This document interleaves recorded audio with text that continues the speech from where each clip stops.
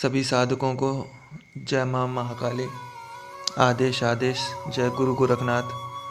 पिछले काफ़ी समय से मैं इन बिंदुओं पे कि आदमी की साधनाएं सफल क्यों नहीं हो पा रही हैं, काफ़ी रिसर्च करी, काफ़ी साधकों से मैंने बात करी, काफ़ी लोगों से यानी कि जिनकी साधनाएं फलित नहीं हो पा रही थी उनसे मैंने बात करी कि मैंने ये निचोड़ निकाला कि आखिर में ऐसा क्यों हो रहा है कि जिस वजह से साधक मेहनत तो बहुत कर रहे हैं, बाकी उनको उनकी साधनाओं का प्रॉपरली फल नहीं मिल पा रहा है। तो मैं कुछ बिंदुओं के निचोड़ पे पहुंचा, वही आज सोचा कि आप लोगों के सामने इन बिंदुओं को मैं लाऊं, जिससे कि आप लोग भी जो ये वीडियो सुन रहे हैं, देख रहे हैं, उनको भी हो सकता है कि साधनाओं में फल प्राप्त ना हो रहा हो। इस वजह से मैं आज आप लोगों के सामने ये बिंदु ला रहा हूँ।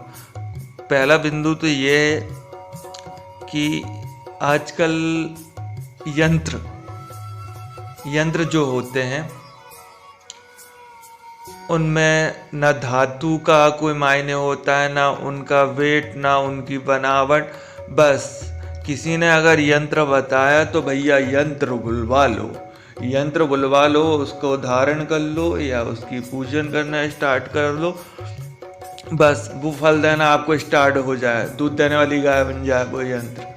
ऐसा नहीं होता भाई। किसी भी यंत्र को बुलवाने के लिए, बनवाने के लिए उसके सबसे पहले वो किस धातु में बनना चाहिए, उसका वजन कितना होना चाहिए, उसकी बनावट किस प्रकार से होना चाहिए, त्रिकोण होना चाहिए, चौकोर होना चाहिए, ये सब चीज़ें मायने रखती हैं। फिर उसके बाद उसका जो मंत्र है वो कितने मंत्र में वो सिद्ध होगा, उसमें जो साधक सिद्ध कर रहा है वो योग्य है या नहीं है, इन सब बातों को जानने के बाद ही यंत्र का धारण करना चाहिए।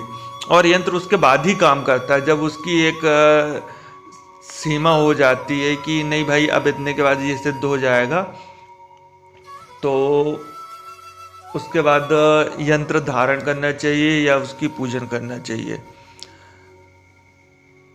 और अगला है कि कई सारी दीक्षाएं तो कैंप लग रहे हैं, बहुत सारे कैंप लग रहे हैं। फेसबुक में दीक्षाएं बट रही हैं, यूट्यूब में दीक्षाएं बट रही हैं, साला जहाँ देखो वहाँ दीक्षाएं बट रही हैं। ऐसा नहीं होता भाई।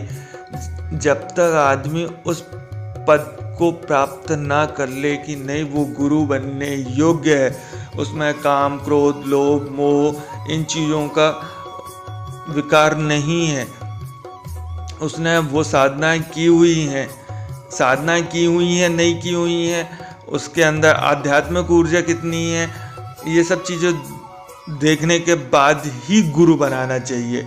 और एक और चीज़ मैं बहुत अच्छे से नोटिस किया आजकल, मैं इस मैटर में काफ़ी लोगों को मैं टोकता भी हूँ कि आदमी जिसको देखा मुँह उठाया गुरुजी, किसी को भी भैया गुरुजी, अरे हद हो गई यार।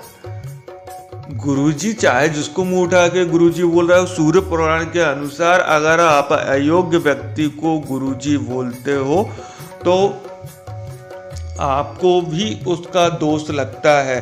और गुरु और चेले के बीच में कुछ परंपराएं होती हैं, कुछ नियम होते हैं। यदि कोई स्वामी जी यदि किसी चेले को अगर शिष्य बना रहे हैं तो पहले उस जातक को, वो एक जो होता है ना बॉर्न बेबी, जन्म लिया हुआ बच्चा, उसके जैसे निर्मल बनाते हैं, उसके बाद उसको अपना शिष्य बनाते हैं। इसलिए मोस्टली लोगों को देखा होगा, कोई भी व्यक्ति जब शिष्य बनाता है तो वो एक तो मोस्टली मना कर देगा, और जब वो यदि मान लो जैसे तैसे करके अगर तैयार हो गया तो चेले के पाप शिष्य को लेने पड़ते हैं भाई, तब कहीं जाके वो शिष्य बन पाता है।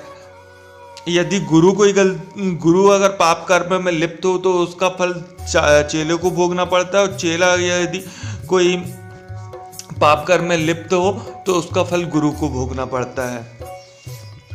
चलिए ठीक है, अब अगला पॉइंट में आते हैं अपन।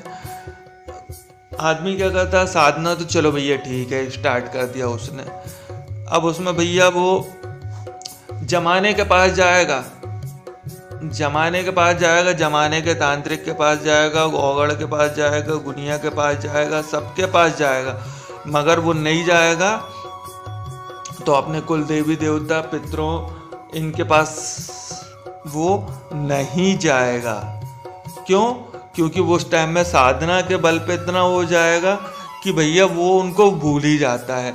अपने पितरों की, कुल देवी देवताओं की उपेक्षा, यदि तुम उनकी उपेक्षा करोगे तो एक चीज़ मैं शर्त के साथ बोल सकता हूँ, कुल देवी देवता अपने पितरों की उपेक्षा करोगे तो शर्त के साथ आपको किसी साधना में 110% आपको फलित नहीं होगी।